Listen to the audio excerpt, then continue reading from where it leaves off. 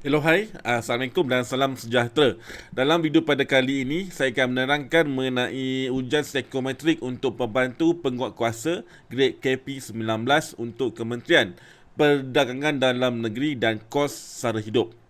Tahniah saya ucapkan kepada anda semua yang terpilih untuk menduduki ujian pada kali ini. Gunakan kesempatan ini untuk buat persiapan yang terbaik untuk pastikan korang lulus dalam ujian pada kali ini.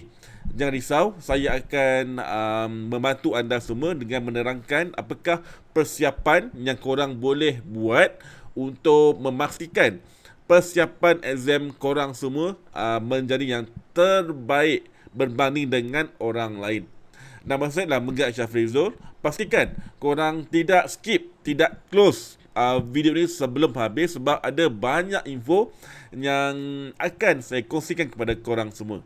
Okey, jom tanpa melengahkan masa, saya kongsikan berkaitan dengan ujian psikometrik pembantu penguatkuasa grade KP19 untuk Kementerian Perdagangan Dalam Negeri dan Kos Sara Hidup. Alright, ujian psikometrik pembantu penguatkuasa grade KP19 Kementerian Perdagangan Dalam Negeri dan Kos Sara Hidup. Seperti biasa, sebelum saya mulakan menerangkan mengenai ujian psikometrik ini, saya akan terangkan terlebih dahulu mengenai skop tugas ataupun job description untuk jawatan ini. Kenapa kena faham? Kejap lagi saya akan explain kenapa korang kena faham apakah skop tugas ini. Okay? So basically tugas seorang pembantu penguatkuasa KP19 ini adalah untuk buat rushing. Okay? Pergi melawat, pergi meninjau ke kedai-kedai, ke premis untuk tengok harga dia ke, sama ada dia display price tag ke, dan sebagainya supaya dia mematuhi undang-undang. Okay, so grade 41 dia merancang, grade grade 29 dia melaksana, dan grade pembantu ni ialah dia meninjau ke peringkat bawahan ini. Okey, so itulah skop tugas seorang pembantu penguatkuasa di mana dia banyak bekerja di luar, so buat rushing dan sebagainya. Okey, so kembali kepada topik tadi, kenapa kena faham skop tugas ini? Ini sebabnya, kerana dalam psikometrik ini ia mengandungi 5 teras ujian. Semua jawatan adalah sama. Dia ada disiplin, dia ada komunikasi, dia ada kerjasama, dia ada emosi dan juga dia ada ciri kepimpinan.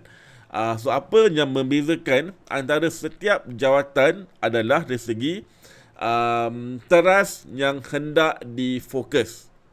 Okey. So untuk pembantu penguatkuasa grade KP19 ini ada tiga teras yang korang kena fokus, iaitu kerjasama, emosi dan disiplin. Okey, kerjasama, emosi dan disiplin. Pastikan bila korang tahu tiga teras ini, so bila nampak soalan berkaitan kerjasama, berkaitan dengan emosi, berkaitan dengan disiplin ini, pastikan korang jawab yang positif. Okey, positif maksud apa? Kalau statement soalan tersebut anda menunjukkan statement yang positif, pastikan korang support soalan tersebut, iaitu dengan beri jawapan saya sangat setuju, okay, sangat setuju dan sebagainya. Okay? Manakala kalau soalan tersebut berkaitan dengan kepimpinan dan juga komunikasi, pastikan jawab yang negatif, bermaksud menurunkan dia punya skor permarkahan. Kenapa? Kerana kedua-dua ciri ini, kedua-dua teras ini berada dalam teras grade 41.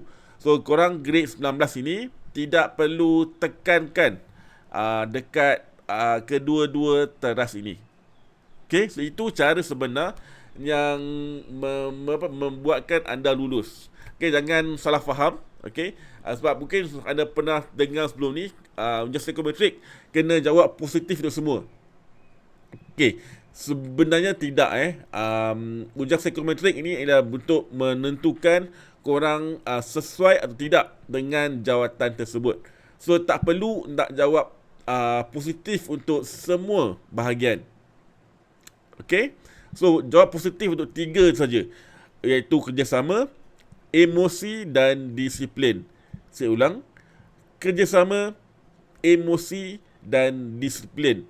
Ini sahaja yang amat-amat penting untuk jawatan pembantu penguatkuasa grade KP19.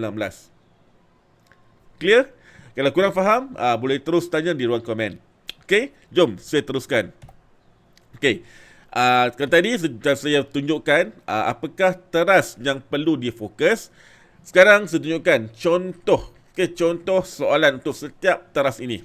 Itu first, teras kerjasama. Okey, saya boleh menyesuaikan diri dengan orang yang tidak sehaluan dengan saya.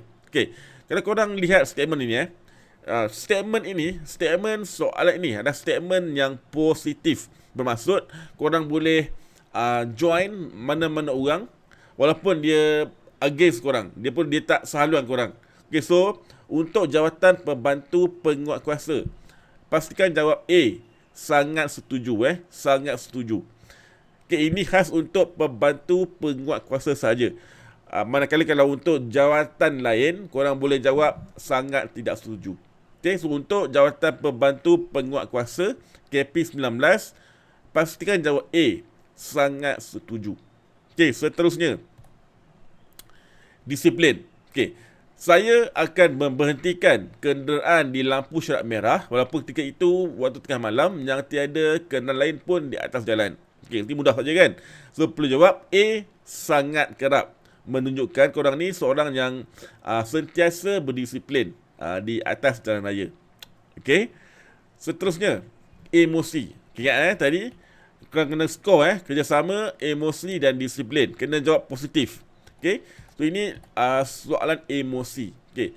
Pernahkah terlintas di fikiran anda bahawa ibu bapa anda membenci anda?